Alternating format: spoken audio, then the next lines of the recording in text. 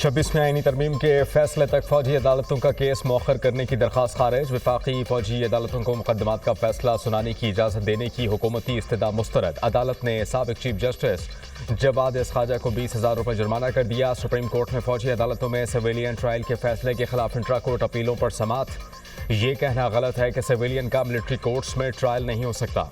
Army act मुसल्लह अफवाज के साथ काम करने वाली प्राइवेट कंपनीज के मुलाजमीन पर भी लागू है। या तो फिर ये शिकें भी कलअदम कर दें, फिर कह दें कि सिविलियन का वहाँ ट्रायल नहीं हो सकता। वजारत दिफा के वकील ख्वाजा हारिस के दलाइल।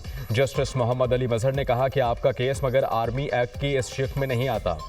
जस्टिस नईम अफगान ने कहा इंसदाद दहशतगर्दी अदालतों ने मुलजिमान की मिलिट्री को हवालगी कैसे दी। क्या ATC कोर्ट्स का वजूहात पर मबनी कोई ऑर्डर मौजूद है? क्या आईनी बेंच को तस्लीम करते हैं? अदालत का वकील से इस्तफसार।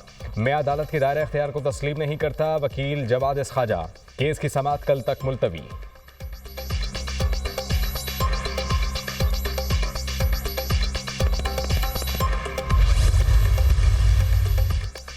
सुप्रीम कोर्ट ने आदिल बाज़ई को डी-सीट करने का इलेक्शन कमीशन का फैसला मुअत्तल कर दिया। दौरान समाअत आदिल बाज़ई के वकील तैमूर असलम का मखसूस नशिस्तों से मुतालिक फैसले का हवाला। क्या आप वाकई मखसूस नशिस्तों के फैसले पर इन्हिसार करना चाहते हैं? जस्टिस मंसूर अली शाह का मुस्कुराते हुए तैमूर असलम से मुकालमा। जस्टिस अकील अब्बासी ने कहा कि अब तो वो कहते हैं तरमीम भी आ चुकी है। जस्टिस मंसूर अली शाह ने रिमार्क्स दिए, क्या मखसूस नशिस्तों के फैसले पर अमल दरामद हो चुका है? बहरहाल आगे बढ़ें। जस्टिस आयशा मलिक ने कहा, क्या आप इस केस में मखसूस नशिस्तों के फैसले पर इन्हिसार कर सकते हैं? क्या आदिल बाज़ई मखसूस नशिस्तों वाले 81 मेंबरान की फहरिस्त का हिस्सा थे? सुप्रीम कोर्ट ने इलेक्शन कमीशन समेत फरीक़ैन को नोटिस जारी कर दिया। समाअत 12 दिसंबर तक मुलतवी। आदिल बाज़ई बतौर आज़ाद उम्मीदवार कोयटा से कौमी असम्बली के हल्के 262 से रुकन मुंतखब हुए थे।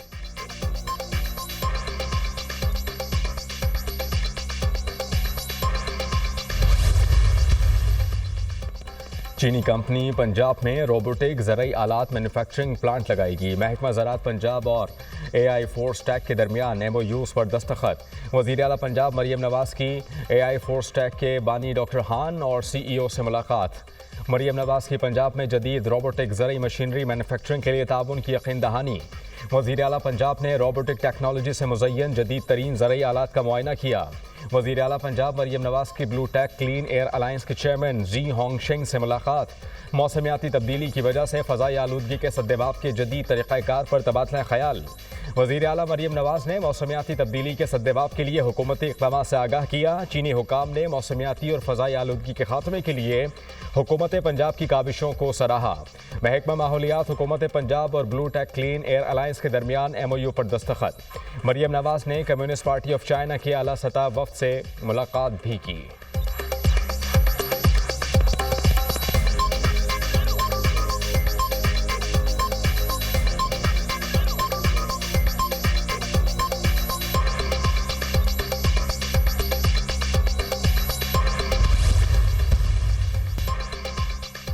मदारिस के बच्चों का मुस्तकबिल बेहतर हो सकता है, रजिस्ट्रेशन होनी चाहिए। मदारिस के रजिस्ट्रेशन के मामले पर मौलाना फजल रहमान को सोचना चाहिए।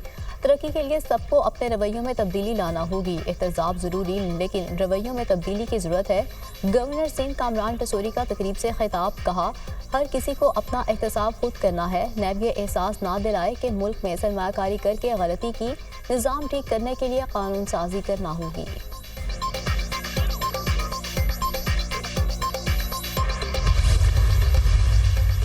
PTI का 2019 में मदारिस रजिस्ट्रेशन का मुआहदा दुरुस्त था। तहरीक इंसाफ मुआहदे पर आज भी कायम है। मदारिस की रजिस्ट्रेशन होनी चाहिए। चेयरमैन PTI बैरिस्टर गोहर की अडेरा जेल के बाहर मीडिया से गुफ्तगू। कहा, बानी PTI की जिंदगी हमारे लिए अहम है। सबको बानी PTI की रिहाई की कोशिश करनी चाहिए। डी चौक एहतजाज के दौरान मिसिंग पर्सन की फहरिस्त तैयार कर ली है। मामले को हर फोरम पर उठाएंगे।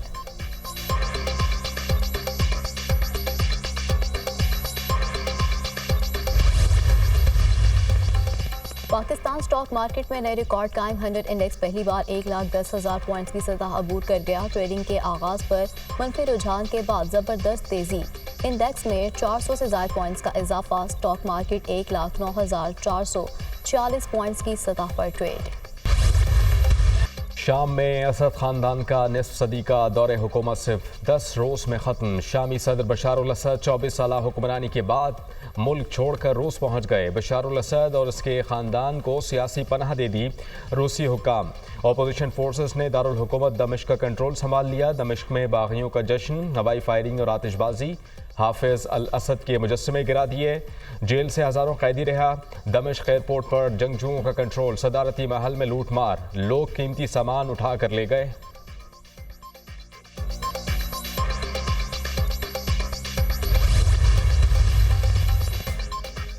शाम को आज़ाद कर लिया। बशार अल असद का तख्ता उलट दिया। अपोजिशन फोर्सेस का सरकारी टीवी पर फतह और आम मुआफ़ी का ऐलान।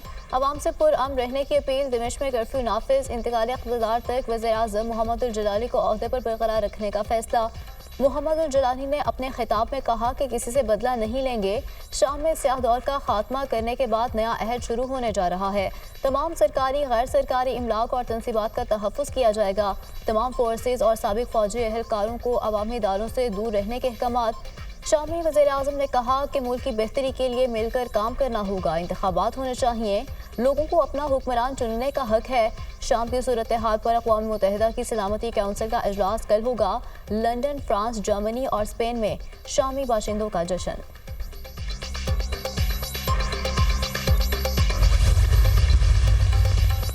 आखिरकार शाम में बशार उल असद हुकूमत का खात्मा हो गया। रूस, ईरान, हिजबुल्लाह शामी हुकूमत का दिफा नहीं कर सके। इक़्तिदार की मुंतकिली के लिए शामी ग्रुपों के साथ मिलकर काम करेंगे अमरीकी सदर जो बाइडन।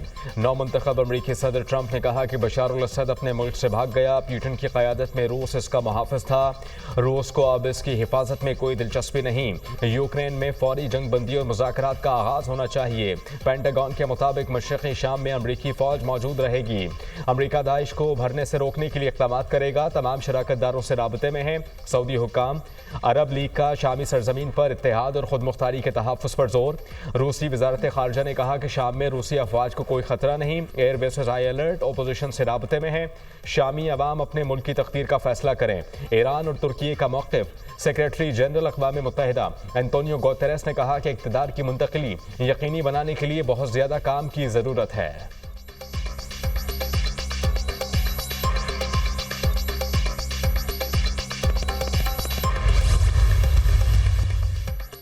इसराइल की मकार पॉलिसी, शाम की मजीद सरजमीन हथियाने का मंसूबा। नेतन्याहू का इसराइली फ़ौज को गोलान की पहाड़ियों में बफर जोन के नाम पर कब्जे का हुक्म। इसराइली फ़ौज की शामी सरजमीन की जानिब पेशकदमी।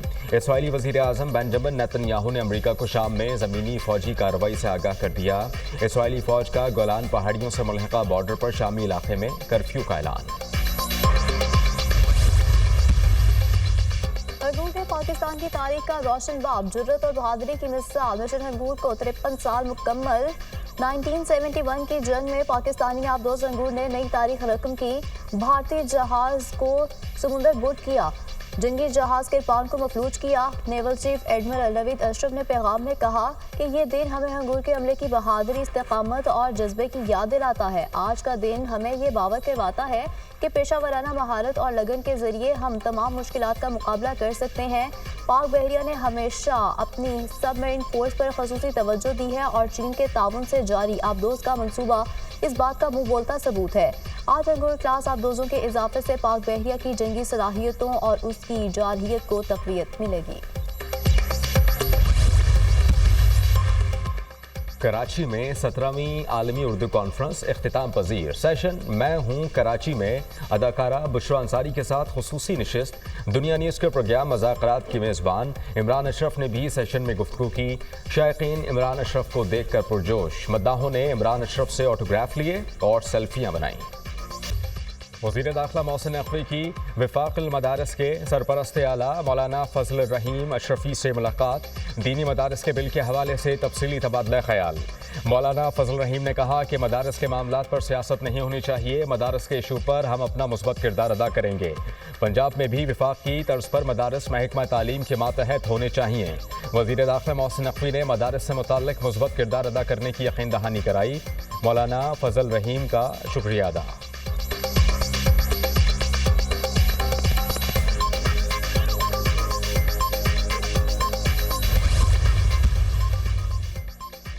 नैब का इदारा करप्शन को फैला रहा है, इस्तेमाल हो रहा है, लोगों को निशाना बनाया जा रहा है। हम जहनी तौर पर आज़ाद नहीं, गुलाम हैं, गलत रास्ते पर हैं। हमें गुलामी से निकलने के लिए आवाज़ उठानी होगी। वज़ीर आला खैबर पख्तूनख्वा अली अमीन गंडापुर का तक़रीब से खिताब।